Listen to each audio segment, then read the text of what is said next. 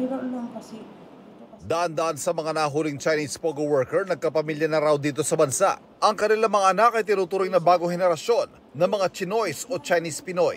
Dahil dito, umaasa silang hindi sila pauwiin. Siguro kung may mga ganyan po na very limited reasons or very specific reasons, they would have to request po. But so far po, ang directive sa atin is they should leave the country.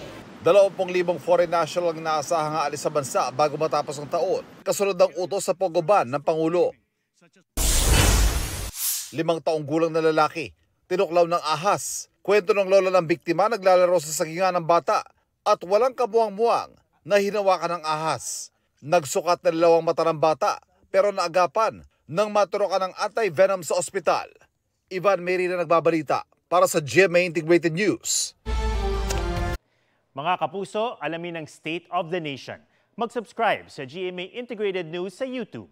Sa ating mga kapuso abroad, samahan niyo kami sa GMA Pinoy TV at sa www.gmanews.tv.